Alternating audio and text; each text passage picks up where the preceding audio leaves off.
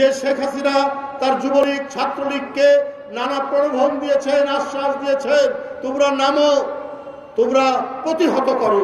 প্রতিহত মানে তোমরা গুলি করো, তোমরা হত্যা করো, এর ফ্রি লাইসেন্স দিয়েছেন শেখ হাসিনা। কিন্তু তারপরে আপনি নিজের বোনকে নিয়ে একা পালিয়ে গেলেন, যুবলীগ ছাত্রলীগকে ফেলে দিয়ে, শ্রমিক লীগকে ফেলে দিয়ে, মৎস্যজীবী লীগকে ফেলে দিয়ে। হাই আপনি নেত্রী, নিজের জীবন বাঁচাতে আপনি নিজে পালিয়ে চলে গেলেন, আর যাদেরকে দিয়ে আপনি হত্যা করালেন, জীবন কেড়ে নিলেন গণতান্ত্রিক কর্মীদের। সেই সমস্ত পুলিশ কর্মকর্তা দুই একজন পালিয়েছে, সবগুলোকে রেখে দিয়ে আপনি পালিয়েছেন। তা আপনি এরপরে যে দেশে আশ্রয় নিয়েছেন সেই দেশ থেকে মাঝে মাঝে আওয়াজ তোলেন, আমি কাছাকাছি আছি, ভিডিও ভাইরাল হয়। সেই ভাইরালে শোনা যায় তিনি বলেন আমি কাছাকাছি আছি, দূরে নয়, নেতা কর্মীদের উজ্জীবিত করার জন্য। কিন্তু আর আগের মতো তিনি আর সাড়া পান না।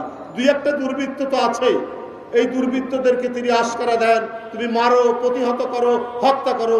ইতিমধ্যে 2-3 জনকে হত্যাও করিয়েছেন এই দুষ্কৃতিকারীদের দ্বারা। ডোনাল্ড ট্রাম্প নাকি বলেছে শেখ হাসিনা এখনো প্রধানমন্ত্রী বাংলাদেশে।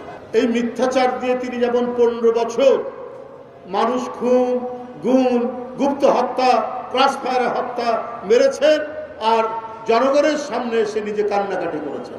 তিনি ঘাতক, তিনি কসাই, তিনি হত্যাকারী, তিনি নরপিশাচ, কিন্তু জনগণের কাছে এসে অভিনয় করেন, মাঝে মাঝে চোখ দিয়ে পানি ফেলে।